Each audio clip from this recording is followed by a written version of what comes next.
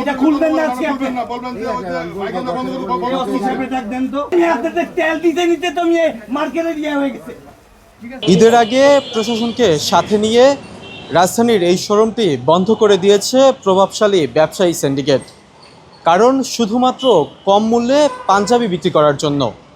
যেখানে পবিত্র রমজান মাস জুড়ে সারা বিশ্বে পণ্যে মুনাফা কমানো হয়, সেখানে বাংলাদেশে কম মূল্যে পাঞ্জাবি বিক্রি করার কারণে এই প্রতিষ্ঠানটি বন্ধ করে দিয়েছে। এই ঘটনার প্রতিবাদ জানিয়ে এই শোরুমের মালিক সংবাদ সম্মেলনে ডাক দিয়েছে। কি বলছেন তারা, চলুন শুনে আসা যাক। 21টা শোরুম আছে, আমাদের 600-র উপরে কর্মচারী। আমাদের নিজস্ব ফ্যাক্টরিতে তৈরি করা হয় পণ্য। এই 600 কর্মচারীর মধ্যে আমাদের সেক্টর ভাগ করে দেওয়া আছে। 990 টাকার যেই প্রোডাক্টটা তৈরি হয় আমাদের, এই প্রোডাক্টটা সম্পূর্ণ মহিলাদেরকে দিয়ে, 105 জন মহিলা, তাদেরকে দুপুরের খাবার খাওয়ানো হয়। সেই খাবার আমিও খাই, যেই খাবারটা রান্না করা হয় সেটা আমিও খাই। ওই 105 জন মহিলার ওই ফ্লোরে আমাদের কোনো পুরুষ মানুষ যায় না। তারা পর্দার সহিত কাজ করে, তারা সময় মতো নামাজ পড়ে, তারা সময় মতো ইবাদত বন্দেগীর পাশাপাশি উৎসব মুখর পরিবেশে কাজ করে। গরমে আরাম নিয়ে হবে না হাহুতাশ, ঘুরলে পরে ওয়ালটন ফ্যান বাতাস আর বাতাস। ঘটনার দিন রাতে আমাকে হাতিরঝিল থানা পুলিশ ওসি তিনি আমাকে ফোন দিয়ে বললেন যে এই ঝামেলাটা এইখানেই আপনারা সমাধান করে নেন, নিজেরা সমাধান করে নেন, কারণ ওনার সাথে আপনি পেরে উঠবেন না।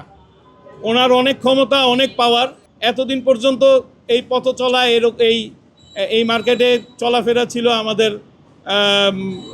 সবার একজন পরিচিত নাম সুব্রত বাইন, তারও এখানে দোকান আছে এখনও ভাড়া দেওয়া।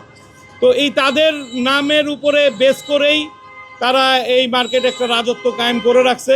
সেই ক্ষেত্রে নতুন কেউ আইসা আসলে এখানে টিকতে পারে না।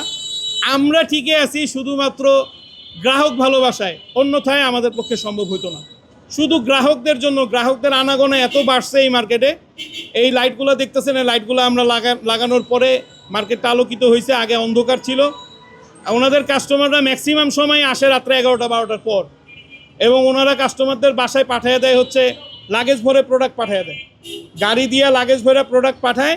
সেই প্রোডাক্ট নিয়ে তারা যায়, গিয়ে ওইখান থেকে কেনাকাটা করে তারা কার্ড পাঠিয়ে দেয়, কত কি বিল আসে এই বিষয়ে সেগুলো পাঞ্চ করে রেখে দেয়।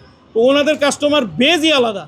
ওনাদের সাথে আমাদের ঝগড়া হওয়ার বা আমাদের সাথে তাদের প্রতিদ্বন্দ্বী করার মতো প্রশ্নই উঠে না।